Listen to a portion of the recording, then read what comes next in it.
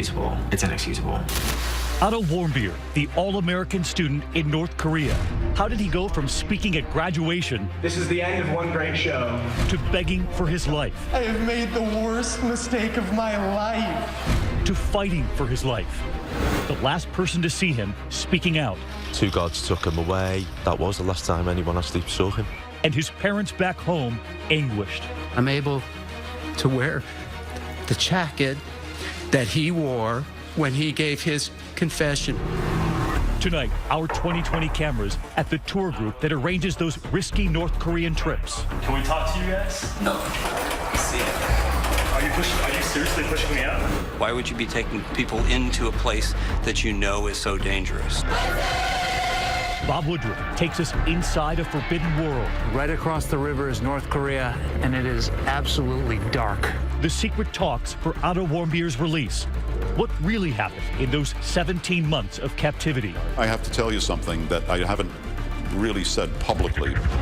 And what about that mysterious off-limits 5th floor in Otto Warmbier's hotel? Every single day I asked if I could see the place where he's alleged to have taken down that poster. Tonight, the friends who knew him best.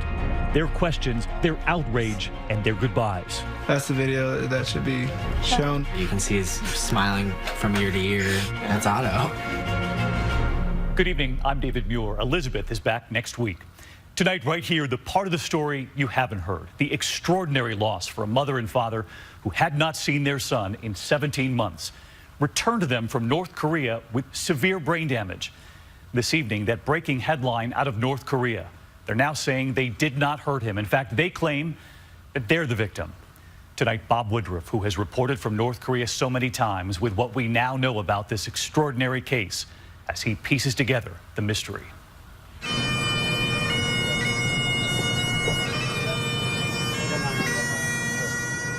After a long, heart-rending journey home, 22-year-old Otto Warmbier was laid to rest, thousands of loved ones honoring a young man whose promise seemed limitless.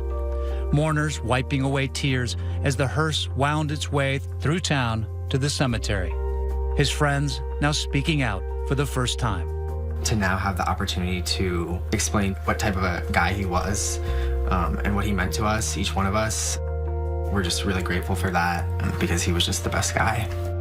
And on display at the funeral, the quiet testimonies of Otto's belongings: shoes, his wallet, his passport, his jacket, relics of a journey that began with hope and ended in horror. I knelt down by his side and I hugged him, and I told him I missed him and I was so glad that he made it home. It's just unacceptable and unthinkable. It's a nightmare, really. December 29th, 2015, Otto Warmbier was aboard an old Soviet jet crossing into North Korean airspace. I've made that trip too, 8 times in fact, where the onboard announcements welcome you to a nation state, which is also a state of mind. Pyongyang is the capital of the Juche Korea. The might of Korea is well known to the world. Immediately, Otto and his travel group hit the ground running, going on a guided tour of Pyongyang, the country's capital. On billboards everywhere, former leaders, Kim Il-sung and Kim Jong-il, grandfather and father of current dictator Kim Jong-un. Augustin Feliciano made a similar trip 2 months before Otto. We would see normal North Koreans walking around on the street, people going to work, coming home from work, soldiers. It's a city teeming with military, the world's 4th largest army. Children everywhere, walking in formation, singing praise for their nation. There would be a couple times when we would think, is that staged? Like the glorious little children at the Pyongyang nursery school. And what are they singing? This is the song of General Kim Il-sung. As we watch, we are struck by the uniform smiles, the synchronized movements. This might not be the average tourist's idea of a perfect vacation, but Otto Warmbier wasn't the average tourist. He just loved traveling in general. He just had this sense of curiosity about him. He was never afraid of anything. Otto's hometown is the small Cincinnati suburb of Wyoming, Ohio. All-American, affluent, known for its top-notch schools and tidy tree-lined streets. My colleague, Lindsay Janis, went to visit. We're a close community. A tight-knit community. A tight-knit community. We look at the Warmbiers as part of our family. The family, Otto's mom Cindy, his dad Fred, who owns a metal finishing company, and his two younger siblings, Austin and Greta. Otto, a prom king and soccer star, grew up with this group of high school friends, spending hours together in this basement hangout. You guys spend a lot of time here with Otto? High school. Yeah. Every weekend, probably. Yeah. He had that special ability to be able to make you feel like you were the only person in the room. He was charismatic? Oh my gosh, yes. Funny? Hilarious. Yeah. He's so intelligent, but he never made you feel stupid, which was amazing. And he never bragged.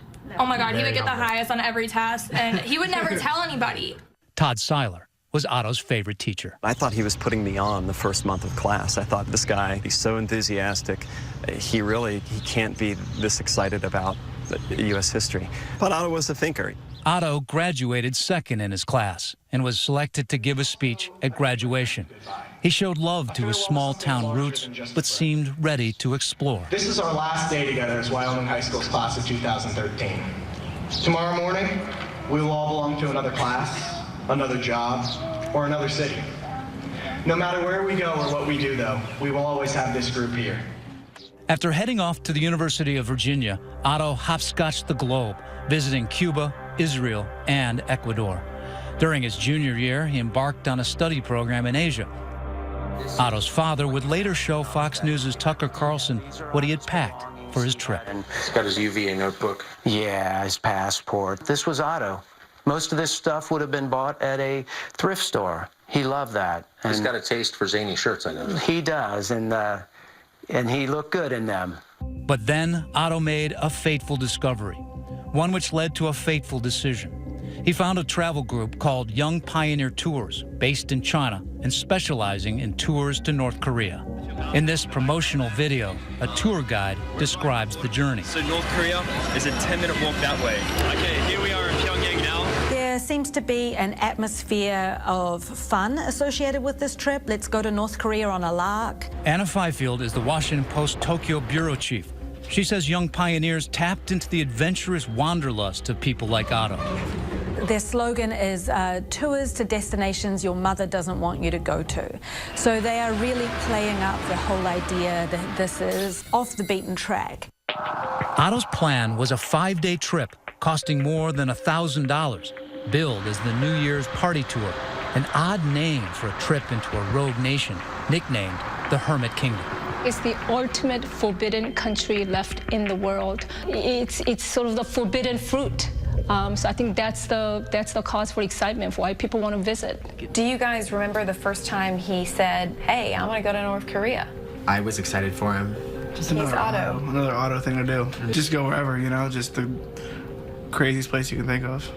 After touching down in Pyongyang with the Young Pioneers, Otto's itinerary scheduled like clockwork.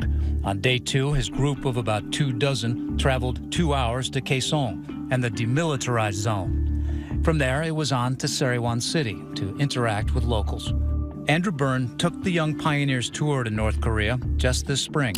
He says before you go, they tell you the rules to be followed. They brief you on how to behave, what not to do, what's expected of you. There's no room for making fun of the Kims or a photo that's not polite of Kim Il-sung or Kim Jong-il. And for tourists, there are always minders. They move you through attraction after attraction very quickly, so it's like checking off boxes. But Otto seemed to be soaking it all in. Ready? All right, ready to throw it at me? Even having a snowball fight with local North Korean kids. How would you describe the Otto in that footage? Joyful. Joyful.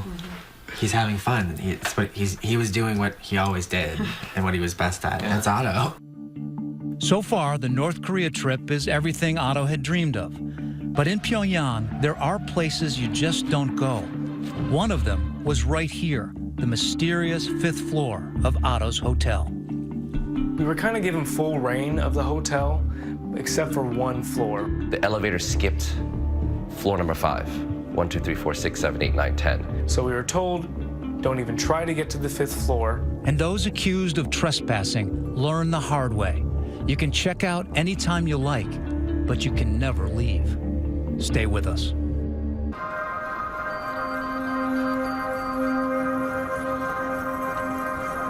A stranger in a strange land, Otto Warmbier is making the most of his North Korean adventure. The only complaint so far? The cuisine. Otto told this participant, "This is also strange." Journalist Isaac Stonefish interviewed several of Otto's travel mates.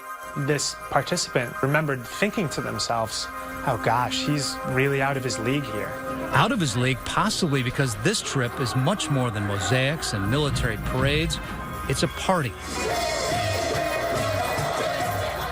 Among the stops on Otto's trip itinerary, Taedonggang No. 3 Brewery and Rakwan Beer Bar, home of the 50-cent pint. Young Pioneer Tours' approach is very much one of, let's go have fun in North Korea, drink some North Korean beer. And based on photos on Instagram, it appears the founder of Young Pioneer Tours, Gareth Johnson, likes to chug, and on his arm, a version of the North Korean symbol. It's fine for vacationers to throw back a couple, but reportedly those on the trip with Otto say the tour guides were also indulging, a regular pattern, Stonefish says. The problems have been with Young Pioneer is some sort of recklessness, not enough paying attention to the tourists that they're supposed to protect. Other tourists have said the guides were professional. The Yanggakdo Hotel, where Otto stayed, I've stayed there too, though typically reserved for foreign government officials. It's located on an island, isolating most visitors. Hi guys, I'm Rowan. But as Rowan, a manager at Young Pioneers, shows in this YouTube video, there is plenty to do. And we're going to show you all the facilities and everything this hotel has to offer for all the tourists that come into Pyongyang in North Korea. Let's go. 25-meter lap pool, it's heated. A swimming pool, bowling alley. The 2 lanes have been recently renovated. And a mini-mart to stock up on those travel necessities. Water, more beer, coffee, Korean lollies. But conspicuously missing from this video, the 5th floor. In fact, it's kind of missing altogether. We were kind of given full reign of the hotel, except for one floor. The elevator skipped floor number 5. 1, 2, 3, 4, 6, 7, 8, 9, 10. So we were told, don't even try to get to the 5th floor. We're told the 5th floor is for staff only, off limits to guests.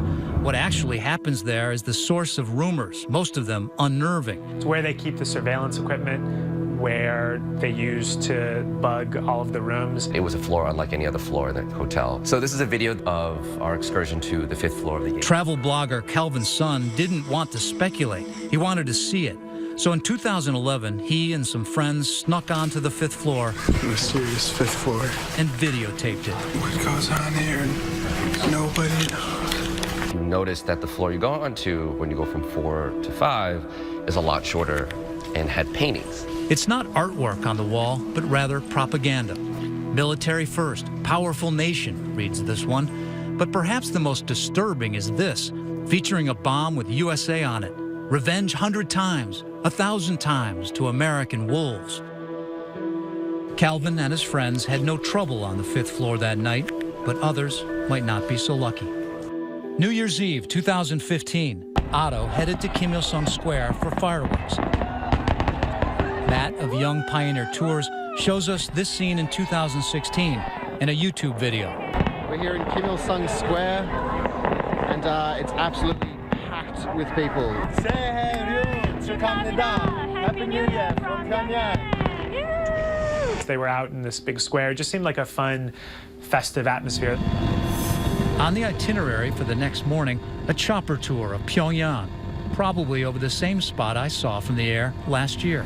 I can't tell exactly how old this helicopter is, but it's working. And later, he was posing for pictures at the Grand Monument, this one posted on Twitter, and these others obtained exclusively by DailyMail.com. Look at how the strapping, all-American towers over the local North Korean women, seemingly a fitting finale to his adventure in North Korea. At the airport, me and Otto were the last two through the security, and he simply had a tap on the shoulder. Denny Grattan was Otto's roommate during the trip. 2 guards took him away, And I sort of laughingly said to him, well, that's the last we'll ever see of you. And because we got on so well, Otto turned around and just chuckled at me. Grattan says that was the last time anyone saw Otto. The tour group was told he was sick and needed treatment, so they left without him. The company says they made numerous attempts to get information about Otto. But for nearly 3 weeks, no word publicly, until the dreaded news breaks. Breaking news overnight, an American college student, Otto Frederick Warmbier. He was arrested while perpetrating a hostile act. They're not saying any more than that. To hear your friend's name on national television, and you don't really ever get accustomed to that. Otto Warmbier was charged with hostile acts against the state, which is a kind of catch-all charge that North Korea levels against people who have done anything. And what exactly did Otto do? The North Koreans point to this surveillance video. They say that's Otto on that infamous forbidden 5th floor of the Yanggakdo Hotel, attempting to steal one of those propaganda posters. But the video's so grainy, nobody really knows if it's him. It's unprecedented to actually do something to a poster with a great leader on it. This is a major crime in North Korea because defacing anything that has a picture of great leader, dear leader, it's punishable. The following month, he was marched in front of TV cameras and made a so-called confession. I understand the severity of my crime, and I have no idea what sort of penalty I may face. The confession that Otto Warmbier gave before the cameras early last year, it seemed scripted for him. I never should have allowed myself to be allured by the United States administration to commit a crime in this country. He admitted to a really bizarre range of things, like belonging to a secret society, stealing this poster on orders from somebody in a church. It's incredibly clear that it was a performance. Please, I have made the worst mistake of my life. For his friends watching it back home in America, the only thing real were his tears. Another month passed, and Otto appeared in a North Korean court, this time to learn his fate. North Korea runs these kind of sham trials. Yes, it was less than 1 hour. Otto had no defense. You know, he was guilty before he went into this. Please think of my family. Give me the oldest son in my family. 21-year-old Otto Warmbier is sentenced to 15 years in prison, hard labor. The adventurous and curious college student who came to North Korea to have fun, throwing snowballs with kids, now in handcuffs, head down. When we come back, what is life like in North Korean prisons? This American knows and lived to tell. They said, we'll simply cut off your head and bury you somewhere. No one will find you. It's a slave state. We have 25 million people who are imprisoned. This man knows all about the enslavement of the North and the kind of ordeal Otto Warmbier may have faced. He's American Kenneth Bay, now living in Seoul after spending over 2 years imprisoned in the North. Bay was leading a tour of North Korea in 2014 when he ran into trouble with the authorities, accused of supposed hostile acts against the regime. Just like Otto, Bay was sentenced to 15 years hard labor. I was devastated just find out what happened to Otto. I just cannot imagine what he was going through at the time, knowing that he's actually going to be going to prison in North Korea for 15 years. Kenneth Bay and Otto Warmbier had been caught up in the capricious, brutal world of North Korean justice. Infractions as minor as not showing the proper affection for the dear leader, Kim Jong-un, can earn you a one-way ticket to the gulag of secret prison camps known as Kwanliso. These camps are places of unimaginable suffering. They're the very machinery of a widespread and systematic campaign of enslavement and of executions. Scott Edwards of Amnesty International says the facilities are so secretive, the only way to see what they look like is from space, through satellite imagery. What's this we're looking at here? So this is one of these political prison camps that Amnesty has recently imaged. This area is about the size of all of New York City. There's another one up here in the north, Kwanliso 16. It's about 3 times the size of BC. Edwards says within those gargantuan facilities, whole industries are devoted to slave labor. And the different areas are different sorts of commercial or agricultural or mining activity. What goes on in the camps that isn't visible from space is torture, is the intentional starving of populations, it's infanticide, it's rape, it's mutilation. How do you know this? We know primarily from the testimony of those who've left the camps. Although no photos exist of camp conditions, former prisoners have sketched scenes of the grim reality of life inside. Witnesses actually described literal torture chambers, stress positions, people told of foraging for whatever they could find, eating frogs, finding mice to feed to infants. One of these drawings actually shows, you know, the rendition of bodies being carted off to presumably a crematorium. There he goes. Of course, to that dear leader, Americans like Otto are too valuable as political tools to be subject to the wanton killing in these labor camps. But while they may escape the biggest horrors, their fate is still tied to the whims of the regime and its irrational notions of what punishment fits the crime. It depends. There have been some Americans that have talked about being abused. There are others that have said they're treated properly. You know, it varies. Take the case of American Jeff Fowle, who was convicted in North Korea in 2014 after deliberately leaving a Bible behind at a nightclub. Fowle was detained at that same mysterious luxury hotel, the Yanggakdo, where Otto was staying. After just a 6-month stay at the hotel and at a guest house, Fowle was allowed to go home. I interviewed him after his release. How did they treat you physically? Physically, I was not abused at all. I had 3 meals a day. Is it pretty good food? Yeah, it's what they serve their guests. But there was no luxury hotel for Kenneth Bay. He was sent to a labor camp specifically reserved for foreigners. I was carrying maybe coal from one place to the other, or carrying rock, or digging the hole, and any type of manual labor I have to endure 10 hours a day for 6 days a week. Why the harsh treatment? It's because Bay was on a mission to spread the word of God in North Korea through his tour group. Why is North Korea so afraid of Christianity? In North Korea, as you know, there's only one religion, worshiping the leader and Kim Il-sung. We are afraid of someone like you coming in trying to convert our people or influence our people with your religions, because if this spread, then our country will fall. Kenneth Bay languished for 735 days in captivity, the longest held American prisoner ever. Bay confessed that he had committed serious crimes against the regime. After extensive negotiations with the U.S., the North Koreans finally released him in November of 2014. Today, Bay is involved with a human rights group in South Korea, determined to help get the remaining 3 American prisoners held in North Korea released without the tragic consequences of Otto's case.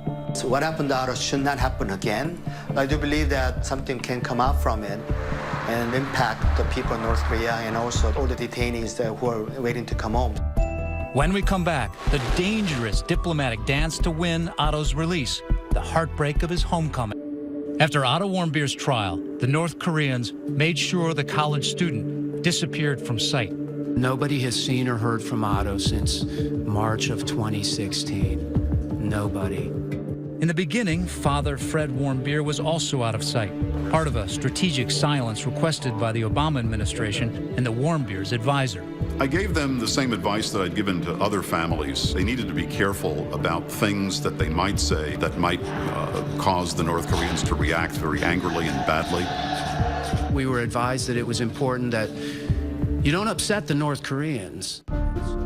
It was a tactical maneuver, one of many on both sides, because as Otto's family and friends were agonizing back in Ohio, North Korea and the U.S. were playing a game of geopolitical chess, in which the 21-year-old was just a pawn. After they arrested Otto, 4 days later, there was a 4th nuclear test. North Korea saying they have successfully tested a hydrogen bomb.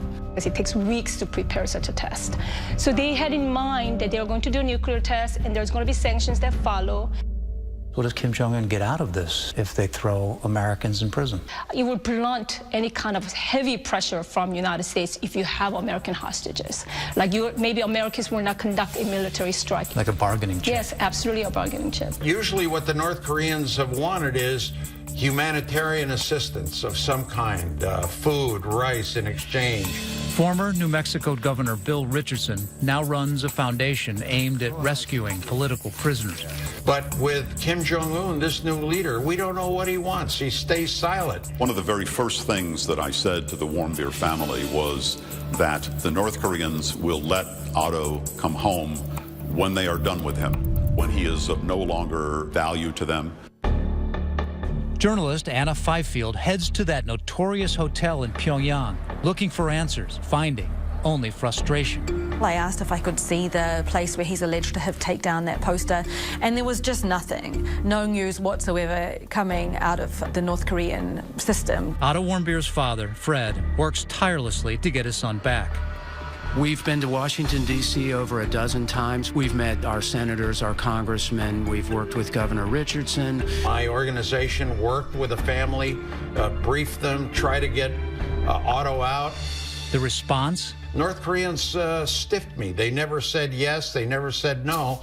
I was back in North Korea myself last September. Driving 2 hours south, we arrive at the demilitarized zone. So here's the line. So on the other side is the South Korea. I met with the Director General, high-ranking official, who told me Americans like Otto will be treated as prisoners of war. They began calling the Americans that they had in custody prisoners of war. All bets were off in terms of the rules that they were required to follow. Back in Ohio, the family was running out of patience, while Otto's friends prayed for his survival. If anyone can fight through it, it's Otto. He had the courage and bravery to do it. Thank you. Then in November, the U.S. elected a new president, and the clash of the titans began. Both leaders are unpredictable, right. Both Trump and Kim Jong-un. Right. In February, the new president directed Secretary of State Rex Tillerson to take all appropriate measures to bring Otto home. As winter turned to spring, Kim Jong-un was making his own headlines. With more missile testing and accusations he killed his own half-brother. Kim Jong-un is more frightening. He seems to be more brutal. He seems to be more reckless. He has anger management issues. He's acting very, very badly. I will tell you, he's acting very badly. The new administration views its predecessor's North Korea policy as something else to repeal and replace. The policy of strategic patience has ended. By April, the Warmbier family has also changed its approach and broken their silence. John Kerry was Secretary of State at the time. Did he help you in any way? No, absolutely not. Did anyone in the State Department help you in any way? No. This sense of frustration and anger, I've heard it before, and I understand it. This past April, we were in North Korea again, walking the super clean streets and hearing this chilling remark. Is it more dangerous now in terms of relationship between the U.S. and DPRK than ever before? I can say that the situation of the Korean Peninsula is much more tense. Later that month, 1 week after parading its military might, the North Koreans detained another American, Tony Kim. New provocations from North Korea, detaining an American as he was leaving following a one-month university teaching assignment there. Was it an act of confidence or fear? Do you think they're more afraid of Trump than they were in previous presidents? They might, just because the whole world thinks Mr. Trump is more unpredictable. Tonight I ordered a targeted military strike. And they've seen what happened with Syria with the missile strike, and so I'm sure they're very nervous. Then, after a year of stonewalling, negotiations for Otto's release began. In May this year, there were some of these talks. They were held in Oslo, and at these talks, we now know was Joseph Yun. Joseph Yun works for the State Department, specializing in North Korea policy. And suddenly, he's making progress. Otto's friends envisioning his return from his imprisonment in triumph. Coming home into the basement and then just giving him a big hug and hearing his stories. But within weeks, those hopes are dashed. Joseph Yun is summoned to an urgent meeting at the UN. It was there at this meeting on June the 6th that the North Koreans disclosed that Otto Warmbier was in a coma. Now we know why the North Koreans stiffed me. Otto was in a coma, and they didn't want anybody to know. Secretary Tillerson immediately dispatched Yun and his Gulfstream 3 to the rogue nation with one order: bring Otto home. Ambassador Yun insisted with the North Koreans that Otto Warmbier be released on humanitarian grounds. And as Otto's loved ones were anxiously awaiting his arrival, the horror of his maltreatment suddenly so real as he was brought off the plane, limp and unconscious. We were all very hopeful, no matter what people were saying. So I don't think we really fully grasped how serious it was. An exhausted father, wearing the same jacket Otto wore at his trial, was relieved his son was at home, but bristling at the North Korean claim that this was a humanitarian act. They did not do this out of the kindness of their hearts. North Korea doesn't do anything out of the kindness of their heart. I think the reason the North Koreans released him is because he looked like he was about to die, and they didn't want him to die in North Korea. When we return, we track down the tour group that brought Otto to North Korea. Is this Young Pioneer Tours? Looking for answers. Are you seriously pushing me out? I just asked nicely. No, seriously. It was not the high school homecoming that Otto Warmbier's parents could ever have imagined. His funeral was held in the auditorium of his alma mater, Cincinnati's Wyoming High School, yesterday. On display, the jacket he wore in the North Korean court and the passport that ultimately did not save his life. We feel like we lost a son. We really think he represents everything that's the best in our community, and we're just offering support for the family. After 18 months of helplessly following Otto's captivity, reaction to his shocking end washed across social media. On everyone's mind, what happened to him in North Korea. At a press conference at the hospital in Cincinnati, where he was briefly treated before his death, some clues were revealed. Our purpose today is to describe the medical and neurological condition of Mr. Otto Warmbier. It turns out that MRI images supplied by the North Koreans showed that Otto's injury was over a year old. The earliest images are dated April 2016. Based upon our analysis of those images, the brain injury likely occurred in the preceding weeks. That's just weeks after these images were shot of Warmbier, dragged from a North Korean court.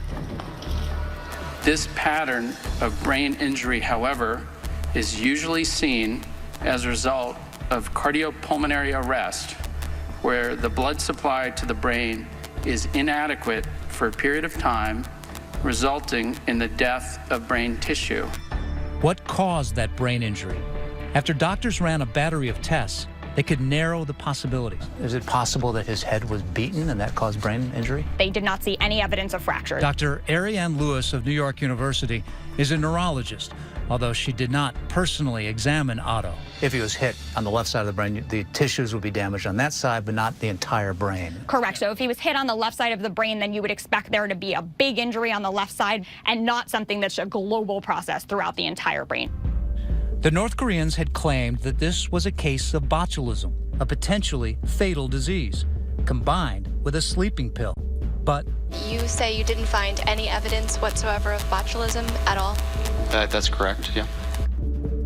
But Dr. Lewis says even an autopsy, which Otto's parents decided to forego, would likely not have solved the mystery. There's nothing that can be looked at from a pathological perspective to say, here's exactly the sequence of events that happened while over there. Whatever the truth, many wonder why Young Pioneer Tours would even offer a trip like this. In a statement to us, they noted that none of the previous travelers who'd been detained in North Korea had suffered such tragic finality. Still, they will no longer be organizing tours for U.S. citizens to North Korea, and they expressed their deepest sympathies to the Warmbier family. For more answers, we sent an ABC producer here to Xi'an, China. Down this dark hallway, he found the Young Pioneer Tour offices. Is this Young Pioneer Tours? The staff didn't exactly give him a five-star welcome. Hi. So I'm with ABC News. Can we talk to you guys? No. Can we?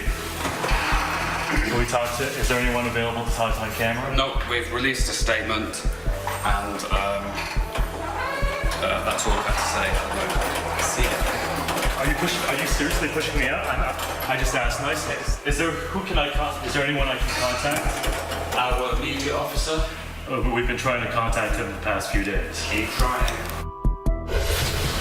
Up next, could Otto's death be the tipping point in a dangerous, high-stakes international game? There's this old Korean saying that if somebody points a gun at you, you'll point the gun back. Stay with us. Otto's now all-too-familiar perp walk was reprised only a month later in the same courtroom by another American. That's businessman Kim Dong-chul, one of the 3 Americans still detained in North Korea. The other 2 are college professors Tony Kim and Kim Hak-song. We still have 3 Americans left there that need to come home, and we need to get them out. Former Governor Bill Richardson, who has negotiated with the regime in the past, has a stern warning to the estimated 1,000 Americans traveling to North Korea every year. Don't go to North Korea. It's too dangerous.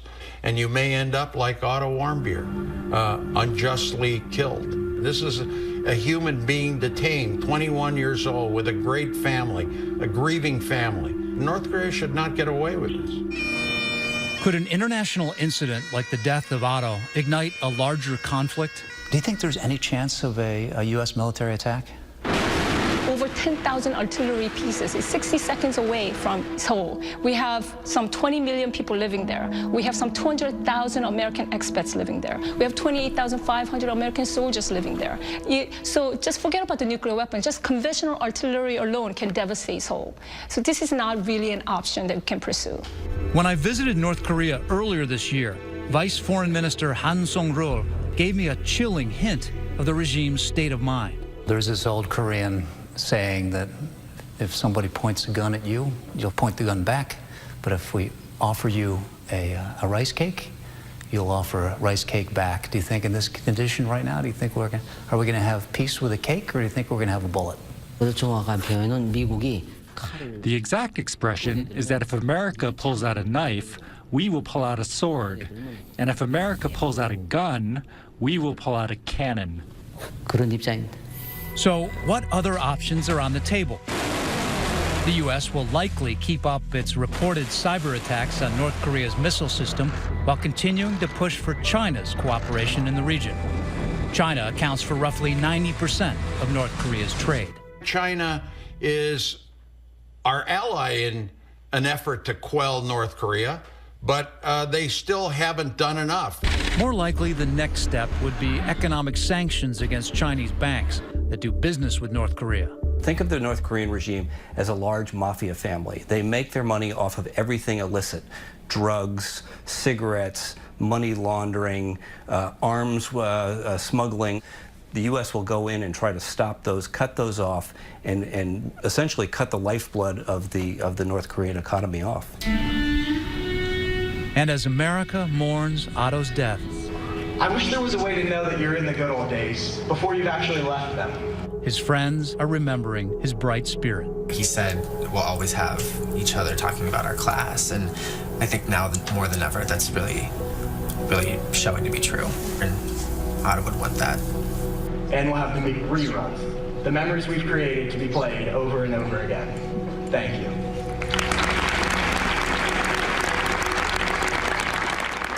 Otto Warmbier, in his own words, those words his mother and father, his entire family will hold on to. Our thanks to Bob Woodruff tonight. And that is 2020 for this evening. Thank you for watching. I'm David Muir for Elizabeth Vargas and all of us here at 2020. Have a good evening.